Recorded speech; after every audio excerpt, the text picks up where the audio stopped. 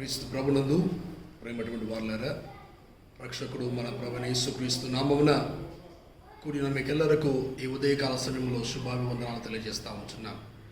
ఈ ఆదివారము ప్రత్యేకమైనటువంటి ఆదివారము.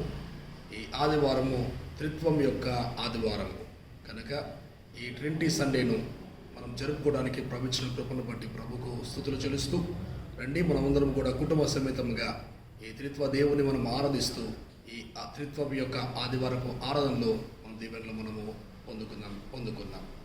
ఆంధ్రక్రైస్తవ కీర్తన పుస్తకం నుండి కీర్తన 40వ కీర్తన సంగీతము 40వ సంగీతముతో మన ఆరాధన ప్రారంభించుకుందాం.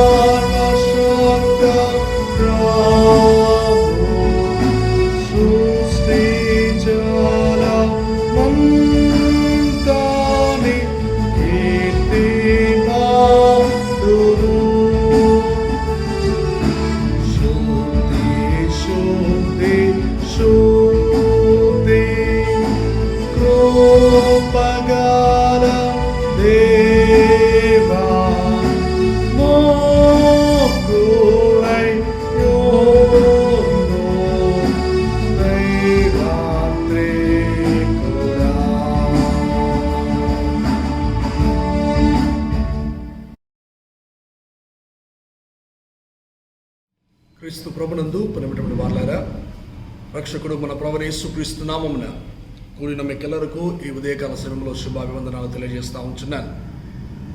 గడిచిన ఆదివారము పెంతెకోస్తు ఆదివారం మనం ఆచరించి ఉన్నాం. ఈ ఆదివారము త్రిత్వం యొక్క ఆదివారాన్ని మనము ఆచరిస్తూ ఉంటున్నాం. Trinity Sunday is important for the Christianity. ఈ క్రైస్తత్వానికి త్రిత్వ ఆదివారము చాలా ప్రాముఖ్యమైనటువంటి ఆదివారముగా నేను మీకు తెలియజేస్తూ ఉంటున్నాను. అందుకుగాను ఈ యొక్క ఆదివారంకు ఇవ్వబడినటువంటి పాఠ్య భాగములు ఆదికాండము 1వ అధ్యాయము 1 నుంచి 28 వచనాలు, పత్రికా పాఠముగా అపోస్తలుడైన పౌలు కొరింథీయులకు రాసిన 2వ పత్రిక 13వ అధ్యాయము 11 నుంచి 14 వచనాలు, సువార్త పాఠముగా పరిశుద్ధ యోహాను రాసిన సువార్త 1వ అధ్యాయము 1వ వచనం మొదలుకొని 18 గల వాక్య వచనాల్ని మనకి ఇవ్వడము జరిగింది. ఈ యొక్క త్రిత్వాన్ని మనము ఆచరించడానికి ముందుగా మనం గుర్తుపెట్టుకోవాలి. త్రిత్వ సిద్ధాంతం అనేది ఇట్ ఈస్ అ మిస్టరీ. దాన్ని మనము మానవ కోణములోగిన మనము ధ్యానము చేసినట్లయితే it is very difficult to understand the mystery of the Trinity. అయితే దేవుని యొక్క సహాయముతో, వాక్యం యొక్క లేఖన భాగాలతో మనం ధ్యానించినప్పుడు త్రిత్వాన్ని అర్థం చేసుకోవడానికి ప్రభు మన కృప దయచేస్తాడు. The faith and the Christianity is a depend upon the Trinity. త్రిత్వం మీద మన విశ్వాసము, మన క్రైస్తత్వము ఆధారపడి ఉన్నదని నేను మీకు తెలియజేస్తూ ఉంటున్నాను.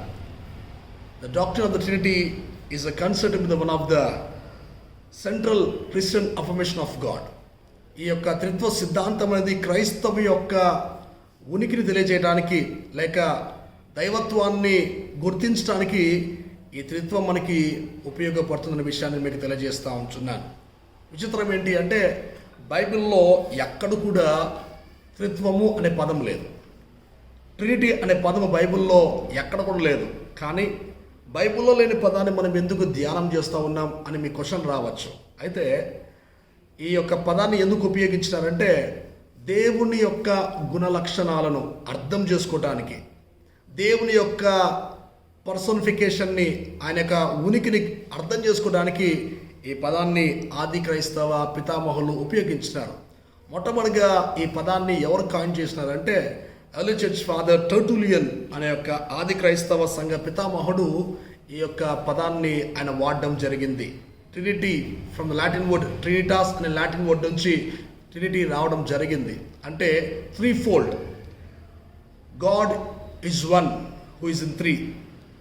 దేవుడు ఒక్కడై ఉన్నాడు, but they are in three. అంటే ముగ్గురు ఒక్కరై ఉన్నారు, లేక ఒక్కరు ముగ్గురై ఉన్నారు. దాన్నే త్రిత్వము అనే విషయాన్ని జ్ఞాపకం చేస్తూ ఉంటున్నాను. అందుకే సర్వసాధారణంగా మనం ఏమని పిలుస్తామంటే God is a creator and the God is a redeemer and the God is a comforter or sustainer. తండ్రి అయినటువంటి దేవుడు, కుమారుడైనటువంటి దేవుడు, పరిశుద్ధాత్మ అయినటువంటి దేవుడు అని మనము సంబోధిస్తాం. ముగ్గురు ఒక్కరుగా, ఒక్కరు ముగ్గురుగా ఉన్నట్టుగా మనము జ్ఞాపకం చేసుకోవాలి. సింపుల్గా చెప్పాలంటే God who revealed in Jesus Christ through the Holy Spirit. దేవుడు తన్ను యేసుక్రీస్తుగా ఈ లోకానికి పరిచయం చేసుకొని పరిశుద్ధాత్మ ద్వారా మన మధ్యకు వచ్చి మనతో నివాసము చేసినట్టుగా నేను మీకు తెలియజేస్తూ ఉంటున్నాను. ఈ ట్రినిటీని మనము అర్థం చేసుకోవాలి అంటే దైవ జ్ఞానం ఎంతైనా మనకి అవసరం.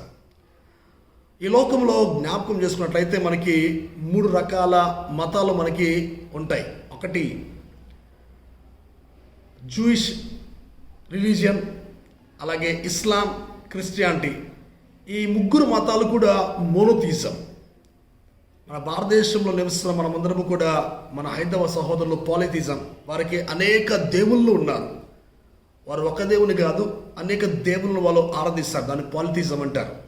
కానీ క్రిస్టియానికి వచ్చేసరికి మోనోథియిజం, ఒకే దేవుని ఆరాధించాలా. ఇస్లాంకి వచ్చినట్లయితే వాళ్ళు అల్లానే ఆరాధిస్తారు. జూయిష్ యొక్క రిలీజన్కి వచ్చినట్లయితే వారు యెహోవా దేవుని వారు ఆరాధిస్తూ ఉంటారు. మనమందరము కూడా మోనోథియిజం మనము ఫాలో అవుతూ ఉంటున్నాం.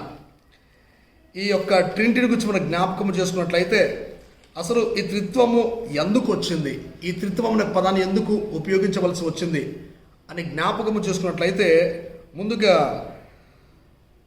Why the concept of Trinity arise అనే విషయం నేను మీకు తెలియజేస్తూ ఉంటున్నాను. త్రిత్వం గురించి ఎందుకు ఈ పదం వాడవలసి వచ్చింది అని జ్ఞాపకం చేసుకున్నట్లయితే ముందుగా ఏరియస్ కాంట్రవర్సీ అనే విషయాన్ని జ్ఞాపకం చేయాలి. ఏంటి ఏరియస్ కాంట్రవర్సీ అంటే క్రీస్తు శకము 3-4 మధ్యలో ఏరియస్ అనే ఒక పాస్టర్ గారు ఉండేవారు. అతను అలెగ్జాండ్రియా అనే ప్రాంతంలో తను దేవుని సేవ చేస్తుండేవాడు. అతనికి యేసుక్రీస్తు ప్రభుల వారి యొక్క దైవత్వాన్ని గురించి అతనికి కొన్ని డౌట్స్ ఉండేవి. He denied the divinity of Jesus Christ. For him, Jesus Christ is created by the Father and he is a subordinate to the Father.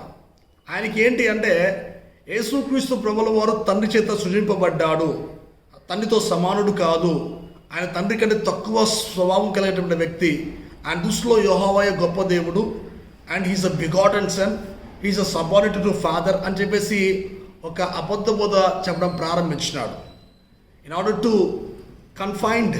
To put the full stop for this heresy, ఈ యొక్క అబద్ధ బోధను stop చేయడానికి early church father అథనేషియస్, అలాగే basil of Nicaea, అలాగే గ్రెగోరియా, ఇలాంటి early church father అందరూ కూడా దాన్ని డిఫెండ్ చేస్తూ యేసుక్రీస్తు దేవుడు, తండ్రి అయినటువంటి దేవుడు, పరిశుద్ధాత్మ దేవుడు ముగ్గురు కూడా ఒక్కరే, ముగ్గురు ఒక్కరుగా ఉన్నారు, ఒకరికి ఒకరి సపరేట్ కాదు నిరూపించడానికే వాళ్ళు ఈ యొక్క దైవత్వాన్ని గురించి వాళ్ళు ఇద్దరు కూడా డిబేట్ చేసి తర్వాత దాన్ని జయించినట్టుగా నేను మీకు తెలియజేస్తా ఉంటున్నాను. అందుకే మన యొక్క నైసియా విశ్వాసూత్రములో క్రీస్తు శకం 325వ శతాబ్దంలో నైసియా అనే ప్రాంతంలో ఈ నైసన్ క్రీడ్ రాయడం జరిగింది.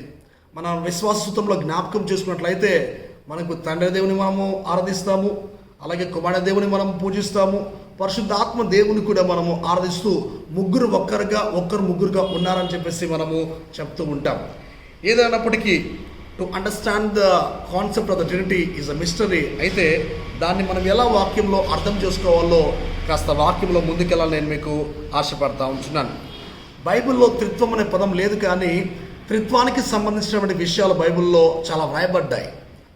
అవిగిన మనం జ్ఞాపకం చేసుకున్నట్లయితే బైబిల్లో త్రిత్వం యొక్క విశిష్టత మనము అర్థము చేసుకోగలము. గుర్తుపెట్టుకోండి, మనం ఆరాధించేది ముగ్గురు దేవుళ్ళు కాదు, మనం ఆరాధించేది ఒక దేవుణ్ణి, మనం ఆరాధించేది ఒకే దేవుణ్ణి. ఆ ఒకే దేవుడు దే ఆర్ ఇన్ 3 ఫార్మ్స్, ముగ్గురు కూడా దే ఆర్ డిస్టింక్ట్ పర్సన్స్ అనే విషయాన్ని జ్ఞాపకము చేస్తూ ఉంటున్నాను. ముందుగా ఆదికాండము 1వ అధ్యాయము 26వ వచనంలో చూసినట్లయితే we can see the Trinity in the creation event. ఈ యొక్క 26వ వచనంలో దేవుడు మన స్వరూపమందు మన పోలిక చొప్పున నరులను చేయుదుము. ఇక్కడ ప్లూరల్ ఫామ్ ఉపయోగించినారు. అందుకే గమనించండి, హీబ్రూ భాషలో దేవునికి ఏమని పిలుస్తారంటే ఎలోహిం అని పిలుస్తారు. Elohim is a plural form, అది సింగులర్ కాదు. ఎలోహిం అనే మాటను దేవునికి ఉపయోగించారు. అంటే ఉద్దేశం ఏంటి అంటే ఎక్కడ కూడా దేవుడు అనే మాట ఉన్నప్పుడు అక్కడ హీబ్రూ భాషలో ఎలోహిం అనే మాట వ్రాయడం జరిగింది. అంటే ప్లూరల్గా ఎలోహిం అనే మాట అర్థము దేవుళ్ళు అనే విషయాన్ని జ్ఞాపకం చేస్తూ ఉంటున్నాను. ఇక్కడ 26వ వచనంలో దేవుడు మన స్వరూపం అనే దేవుడు తను ఒక్కడే మాట్లాడటం లేదు, తనటువంటి దేవుడుతో కుమారుడు దేవుడు పరిశుద్ధాత్మ ముగ్గురు కూడా సంభాషించుకున్నట్టుగా మనం చూస్తూ ఉంటున్నాం. ఒక్కడే మాట్లాడితే నా స్వరూపంలో నరులు చేస్తానని మాట రాయబడాలి, కానీ అక్కడ వాక్యంలో రాయబడిన మాట దేవుడు పక్కన హైఫన్ ఉంది. అంటే ఆ మాట ఏంటి అంటే అక్కడ ఒక డైలాగ్ దేవుడు చెప్తా ఉన్నాడు. దేవుడి పక్కన ఒక హైఫన్ ఉన్నట్లయితే అది జ్ఞాపకం చేసుకోవాలా, ఇట్ ఈస్ అ డైలాగ్. దేవుడు మాట్లాడుతున్న మాట దేవుడు మన స్వరూపమున, అంటే అక్కడ ప్లూరాలిటీ ఉన్నట్టుగా నేను మీకు తెలియజేస్తా ఉంటున్నాను. అదే ఆదికాండము 3వ అధ్యాయము 22వ వచనంలో కూడా జ్ఞాపకం చేసుకున్నట్లయితే అక్కడ దేవుడు మాట్లాడుతూ ఉన్నాడు. అప్పుడు దేవుడైన యెహోవా, ఇదిగో మంచి చెడులు ఎరుగునట్లు ఆదాము మనలో ఒకని వంటువాడాయను. మనలో, which means still God is speaking with the Son and with the Holy Spirit అనే విషయాన్ని నేను మీకు జ్ఞాపకము చేస్తూ ఉంటున్నాను. అట్ ద క్రియేషన్ ఈవెంట్ అక్కడ త్రిత్వాన్ని మనం చూసినాం. అలాగే అక్కడ ఆదాము హవ్వలు తప్పు చేసినప్పుడు దేవుడు అక్కడ కూడా త్రిత్వంతో పరిశుద్ధాత్మ దేవునితో కుమారుడైన దేవునితో సంభాషణ మనం చూస్తూ ఉంటున్నాం.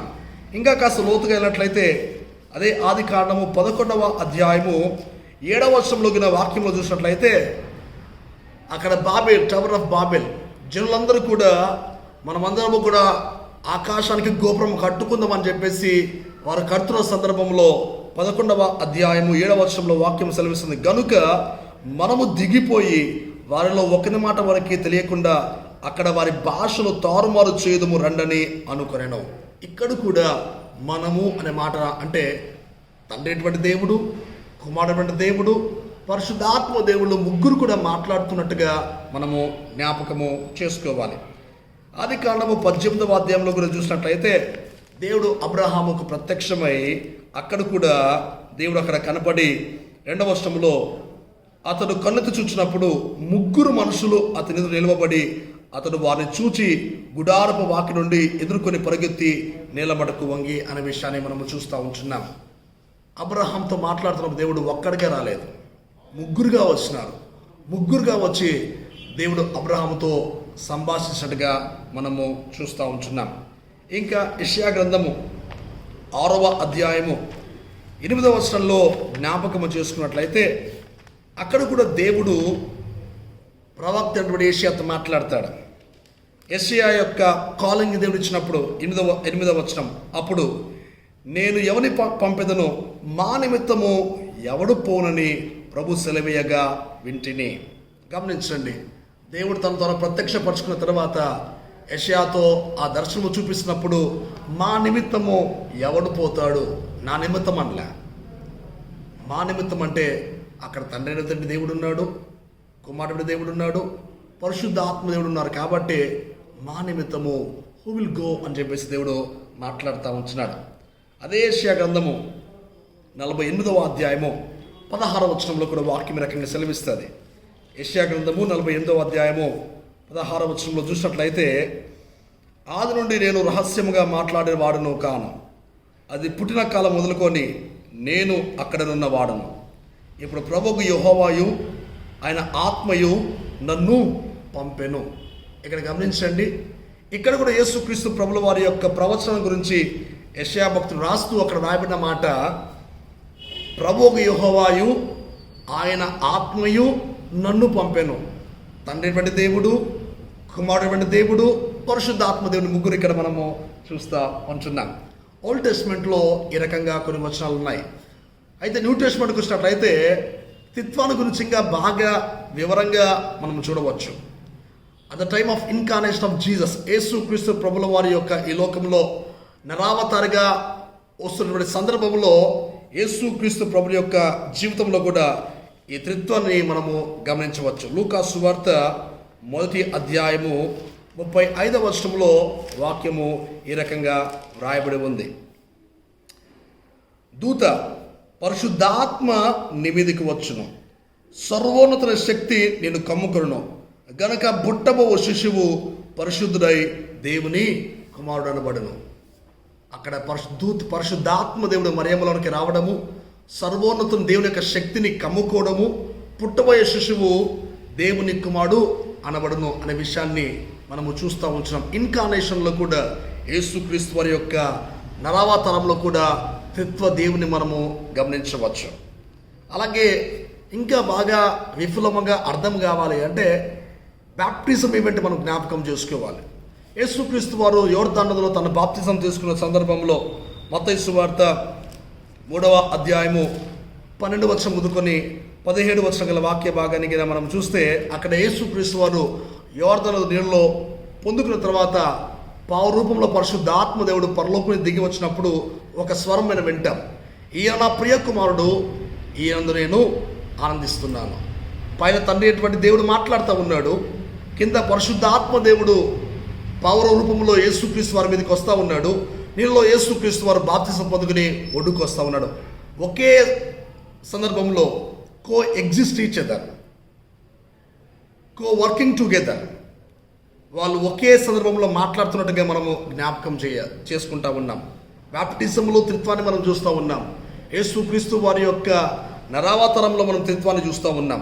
అంత మాత్రమే కాదు, ఇదే మత్తయి సువార్తలో యేసుక్రీస్తు వారు ఒక కమిషన్ ఇస్తారు శిష్యులకి, మీరు సర్వలోకానికి వెళ్ళి సర్వ సృష్టికి నా సువార్త ప్రకటించి తండ్రి యొక్కయు కుమారుని యొక్కయు పరిశుద్ధాత్మ యొక్క నామంలోనికి వారికి బాప్తిసము నీయుడి అని దేవుడు ఒక ఆజ్ఞను వారికి ఇస్తాడు. అంటే తండ్రి దేవుని నామంలో కుమారుడి దేవుని నామములో, పరిశుద్ధాత్మ యొక్క దేవుని యొక్క నామములో వారికి బ్యాప్టిజము ఇయ్యండి అని చెప్పేసి వాక్యంలో మనము చూస్తూ ఉంటున్నాం.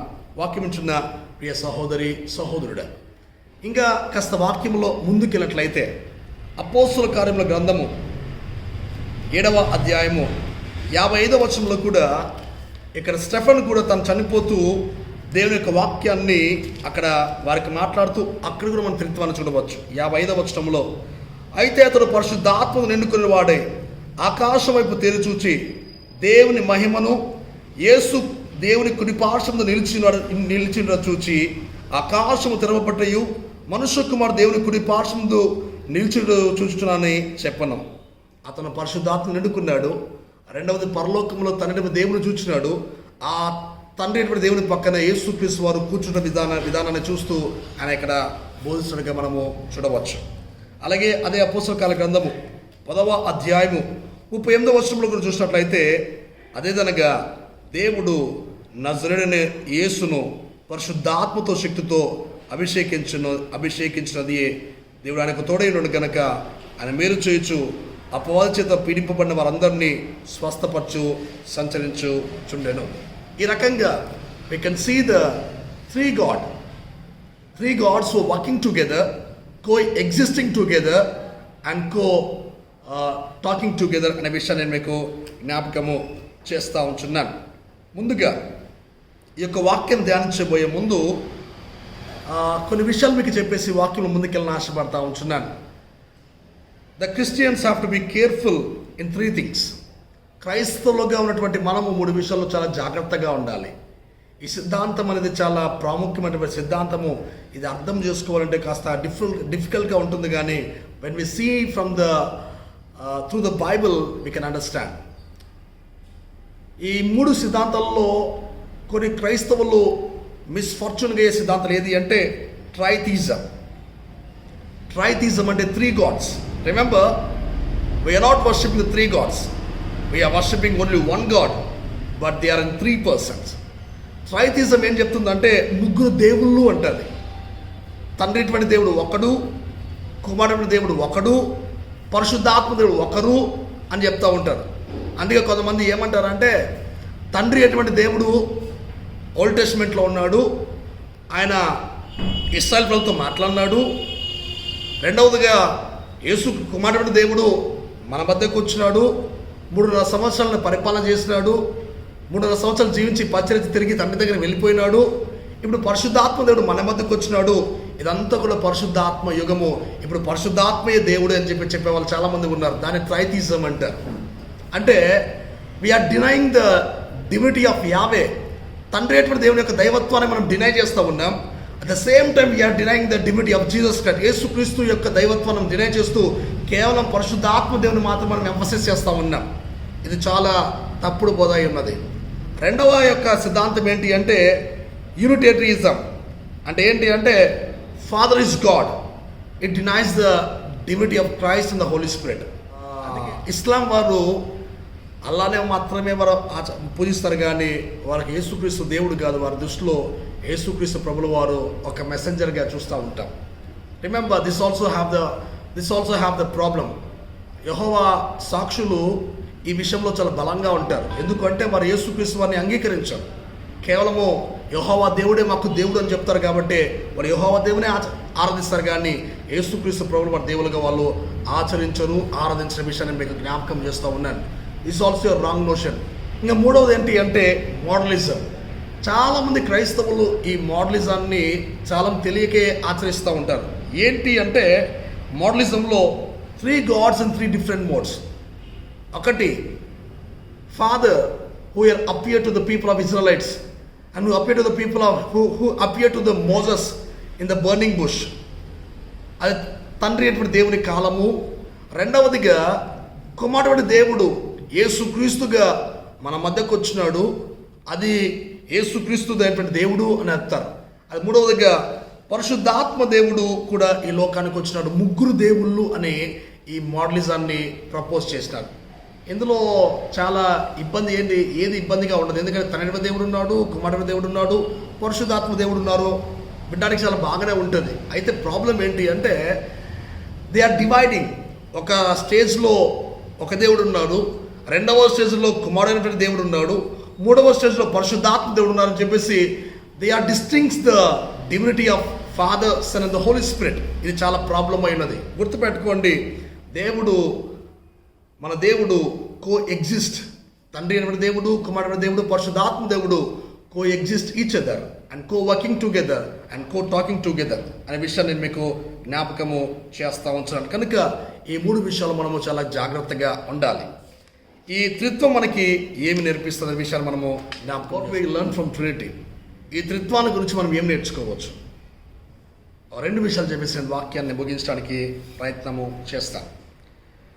ఆది కాండంలోకి నా జ్ఞాపకము చేసుకున్నట్లయితే మొదటి అధ్యాయము 26వ వచనంలో we can see that Trinity explained the nature of God's oneness. దేవుని యొక్క ఐక్యతను గురించి ఆది కాండంలో మనం చూడవచ్చు. అక్కడ దేవుడు తండ్రి అటువంటి దేవుడు, కుమారుడు దేవుడు, పరిశుద్ధాత్మ దేవుడు ముగ్గురు కూడా మాట్లాడుతూ మన పోలిక చొప్పున నరులను చేయుదుము. అక్కడ దేవుడి యొక్క ఆలోచన ఒక్కటిగా ఉంది. కుమారుడు యొక్క ఆలోచన విభిన్నంగా లేదు, పరిశుద్ధాత్మ దేవుడి యొక్క ఆలోచన విభిన్నంగా లేదు. కానీ తండ్రి అయినటువంటి దేవుడు, కుమారుడు దేవుడు, పరిశుద్ధాత్మ దేవుడు ముగ్గురు కూడా co exist, co powerful and co working together. ముగ్గురు కూడా ఒకే సందర్భంలో వారి ఆలోచనలు, వారి యొక్క అభిప్రాయాలు ఏకంగా ఉన్నట్టుగా నేను మీకు జ్ఞాపకం చేస్తూ ఉంటున్నాను. ఇవాళ వాక్యం ఉంచిన ప్రియ సహోదరి సహోదరుడా, మనలో ఈ ఏకత్వం ఉన్న దాని విషయాన్ని నేను మీకు తెలియజేస్తూ ఉంటున్నాను. ఇవాళ కుటుంబాల్లో ఏం లేదంటే ఏకత్వం లేదు. నా ఆలోచన నెగ్గాల, మీకు తెలియదు, నాకే తెలుసు అని చెప్పేసి కొంతమంది వాదిస్తూ ఉంటారు. కొంతమంది నీకేం తెలుసు, నేను బాగా చదువుకున్నా, నీకంటే నాకే తెలుసు అని చెప్పేసి మరొకరు వాదిస్తూ ఉంటారు. తద్వారా ఇంట్లో ఏం లేదంటే ఏకాభిప్రాయం లేక, కుదరక, ఆలోచనలో కానీ డెసిషన్ మేకింగ్లో కానీ ఏక అభిప్రాయం రాక చాలా కుటుంబాల్లో అల్లాడిపోతూ, కొన్ని సందర్భాల్లో కుటుంబాల్లో శాంతి సమాధానం లేక అల్లాడిపోతూ ఉన్నాయి. ఈ త్రిత్వ దేవుని ద్వారా మనం నేర్చుకోవాల్సినటువంటి పాఠం ఏంటి అంటే, ఎలాగైతే తండ్రి అయినటువంటి దేవుడు, కుమారుడైన దేవుడు, పరిశుద్ధాత్మ దేవుడు ముగ్గురు ఒక్కరుగా ఉన్నారో, ఆలోచనలు ఒక్కరుగా ఉన్నాయో, మనము కూడా మన ఆలోచనలు కూడా ఒక్కడిగా పెట్టుకోవాల్సిందిగా ప్రోబేటని మీకు తెలియజేస్తూ ఉంటున్నాను. రెండవది, ట్రినిటీ మనకేం ఇస్తుంది? Trinity shows the God's blessing. దేవుని యొక్క దీవెన. ఈ దీవెన మనం పొందుకోవాలంటే పౌలు గారు కొరింథీ పత్రికలో వాక్యం సెలవిస్తూ ఆయన ఒక మాట అన్నాడు. అపోస్తలుడైన పౌలు కొరింథీయులకు రాసిన 2వ పత్రిక 13వ అధ్యాయంలో 11వ వచనంలో, తుదకు సహోదరులారా సంతోషించుడి, సంపూర్ణులయుండుడి, ఆదరణ కలిగినుడి, ఏక మనసు గలవారయునుడి, సమాధానముగా ఉండుడి, ప్రేమ సమాధానములకు కర్తయగు దేవుడు మీకు తోడయుండును. ఏమని పౌలు గారు సెలవిస్తున్నారంటే, ఏక మనస్సులుగా ఉండండి, సంపూర్ణత కలిగి జీవించండి, ఆదరణ కలిగి ఉండుడి. ఈవేళ నిజంగా మన కుటుంబాల్లో ఆదరణ ఇచ్చేది దేవుడు మాత్రమే. బైబిల్లో సెలవిస్తుంది, నేను ఆదరణకర్త మీ కొరకు పంపిస్తానని వాక్యం సెలవిస్తూ ఉన్నాడు. ఆయన మనకు ఆదరణ ఇచ్చే దేవుడు. సంపూర్ణతలో రావాలి అంటే మన క్రీస్తులోనికి వచ్చినప్పుడు మనకు సంపూర్ణత వస్తుంది. మూడవదిగా ఏక మనసు కలిగి ఉండి ఆ తర్వాత సమాధానముగా ఉండండి అని దీని ఒక వాక్యం సెలవిస్తూ ఉంటుంది. ఇక మూడవదిగా చూసినట్లయితే Trinity gives the God's redemption. దేవుని యొక్క విమోచన ఈ త్రిత్వాన్ని మనకి ఇస్తూ ఉంది. యోహాను సువార్త 1వ అధ్యాయంలో అక్కడికి చూసినట్లయితే, ఆదియందు వాక్యం ఉండెను, వాక్యము దేవుడి ఉండెను, వాక్యమే దేవుని యొద్ద ఉండెను. ఆ వాక్యమే కృపాసత్య సంపూర్ణగా మన మధ్య నివసించటకు, మన మధ్య కూర్చున్నట్టుగా మనము చూస్తూ ఉంటున్నాం. ఆదియందు వాక్యం ఉండెను, వాక్యము దేవుని యొద్ద ఉండెను, ఆ వాక్యమే దేవుడై ఉండెను. ఆయన ఆదియందు దేవుని యొద్ద ఉండెను, సమస్తము ఆయన మూలంగా కలిగిన. 14వ వచనంలో చూసినట్లయితే, ఆ వాక్యమే శరీరధారి కృపా సత్య సంపూర్ణగా మన మధ్య నివసించను. ఎందుకు అంటే, నన్ను విమోచించడానికి దేవుడు తన కుమారుని లోకానికి పంపించి తన రక్షణ సంకల్ప కార్యాన్ని చేసినట్టుగా మనము చూస్తూ ఉంటాం. ఈ త్రిత్వంలో కాస్త అర్థం చేసుకోవాలి అంటే, ఈ మిస్టరీని కాస్త లోతుగా అర్థం చేసుకోవాలి అంటే కొన్ని ఉదాహరణలు ఇవ్వడం జరిగింది. విజువలైజేషన్స్ అంటారు, కొన్ని ఇమేజెస్. గుర్తుపెట్టుకోండి, all these images they are not attribute to God. కేవలము మనకు అండర్స్టాండ్ అవ్వడానికి మాత్రమే కొన్ని నేను విజువలైజేషన్స్ మీకు చెప్పేసి వాక్యాన్ని ముగిస్తాను. ఒకటి, మనకందరూ కూడా ఇంట్లో మనందరికీ తెలిసిన వస్తువు కోడిగుడ్డు మనం చూస్తూ ఉంటాం, ఎగ్ చూస్తూ ఉంటాం.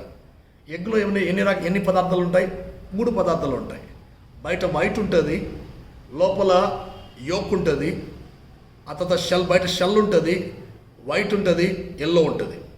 అంటే 3 పదార్థాలు, కానీ 3 కూడా ఒకటితోనే రూపింపబడినాయి. అలాగే మరొక సన్నివేశాన్ని జ్ఞాపకం చేసుకున్నట్లయితే క్యాండిల్ని మనం చూడవచ్చు.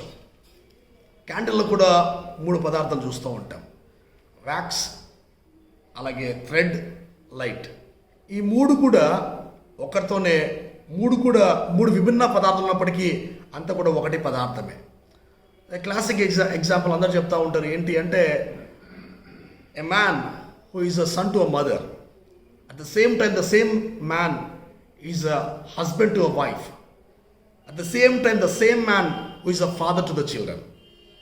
మానవుడు, ఒక వ్యక్తి ఒక తల్లికి కుమారుడుగా ఉన్నాడు, అదే వ్యక్తి తన భార్యకి భర్తగా ఉన్నాడు, అదే వ్యక్తి తన పిల్లలకి తండ్రిగా ఉన్నాడు. ఒకరు 3 రోల్గా ప్లే చేస్తూ ఉన్నారు. అలాగే మన దేవుడు కూడా త్రియేక దేవుడు. They are 3 distinct persons. 3 personalities ఉన్నాయి, but co exist each other, co working together and co powerful అనే విషయాన్ని నేను మీకు జ్ఞాపకము చేస్తూ ఉంటున్నాను. కాబట్టి వాక్యం ఉంచిన ప్రియ సహోదరి సహోదరుడా, ఈ త్రిత్వాన్ని ఆచరిస్తున్న మనము, ఈ త్రిత్వాన్ని మర్మాన్ని మనం అర్థం చేసుకోవాలి అంటే దేవుడు మనతో ఉన్నాడనే విషయాన్ని జ్ఞాపకం చేస్తూ ఉంటున్నాను. కనుక ఈ త్రిత్వ దేవుని మనము ఆరాధిస్తూ, త్రిత్వాన్ని గురించిన సంపూర్ణటువంటి అధ్యాయాన్ని మనం చేస్తూ, త్రిత్వ దేవుని యొక్క దీవెనలో ఆశీర్వాదాలు దేవుడు మనకు మెండుగా మన మీద కుమ్మరించబడును గాక. ఆమేన్. క్రీస్తు ప్రభునందు ప్రియమైనటువంటి వారలారా, రక్షకుడు మన ప్రభువైన యేసుక్రీస్తు నామమున మరొకసారి మీ అందరికీ శుభములు తెలియజేస్తూ ఉంటున్నాను. ప్రస్తుతమైనటువంటి పరిస్థితుల్లో మన పరిసర ప్రాంతాల్లో కోవిడ్ కేసెస్ ఎక్కువ అవుతున్న విధానాన్ని బట్టి సంఘం యొక్క క్షేమాభివృద్ధి కోరుతూ సంఘములో ప్రబోచన ఆరాధన జరగడం అనేది ఆపివేయడం జరిగింది. దయచేసి అందరూ కూడా గమనించవలసిందిగా మనవి చేస్తూ ఉంటున్నాను. కేసు తగ్గుముఖం పట్టినాక ఖచ్చితంగా తిరిగి యథాప్రకారము ప్రబోచన ఆరాధన ప్రారంభించటకు మరి సిద్ధంగా ఉన్నామని ప్రభుపేట తెలియజేస్తూ ఉంటున్నాను. అంత మాత్రమే కాకుండా సంఘాల్లో ఈ మధ్య మన సంఘంలో కూడా కొన్ని కోవిడ్ కేసెస్ వస్తూ ఉన్నాయి. దయచేసి కుటుంబాల కోసం మీరందరూ కూడా ప్రార్థన చేయవలసిందిగా మనం చేస్తూ ఉంటున్నాను. కొంతమంది ప్రాణాలు కోల్పోతూ ఉంటున్నారు. దుఃఖ సాగరంలో కుటుంబం కోసం మీరు ప్రార్థన చేసి దేవుడు ఆ కుటుంబాన్ని ఆదరించాలని మరి బలపరచాలని మరి యొక్క కుటుంబ ప్రార్థనలో జ్ఞాపకం చేసుకోవాల్సిందిగా మనం చేస్తూ ఉంటున్నాను. అలాగే దయచేసి మీరు కూడా తగు జాగ్రత్తలు పాటించి మీతో పాటు మీ కుటుంబాన్ని కూడా క్షేమంగా ఉంచవలసిందిగా మనం చేస్తూ, మీకు ఏమైనా ప్రార్థనలు అవసరమైనట్లయితే తప్పకుండా మాకు వాట్సాప్ కానీ మెసేజ్ కానీ ఫోన్ చేసి ప్రార్థన అవసరం తెలియజేయవలసిందిగా, మీకోసం తప్పకుండా ప్రభుత్వంలో మీకోసం మేము కుటుంబ సమేతంగా మీ కుటుంబ క్షేమం కోసం మేము ప్రభుత్వంలో ప్రార్థిస్తామని ప్రభుపేట తెలియజేస్తూ ఉంటున్నాను. దేవుడు మిమ్మల్ని మీ కుటుంబాలను దీవించి ఆశీర్వదించునుగాక. ఆమేన్. దయగల మా తండ్రి, కృపగల మా దేవ, మీకు వందనాలు స్తోత్రాలు చెల్లిస్తూ ఉంటున్నాను. తండ్రిగా, కుమారుడిగా, పరిశుద్ధాత్మగా మీరు మా మధ్యకు వచ్చి మీ రక్షణ కార్యాన్ని, మీ సంకల్పాన్ని చేసినందుకు మీకు వందనాలు చెల్లిస్తూ ఉంటున్నాం. ఆదిలో ఉన్నటువంటి దేవుడా, ఆదిలో తండ్రిగా, కుమారుడుగా, పరిశుద్ధాత్మగా ఉన్న దేవుడు, ఈ యొక్క మాతో కూడా మీరు మా మధ్యలో ఉన్నందుకు మీకు స్తుతులు స్తోత్రములు చెల్లిస్తూ ఉంటున్నాను.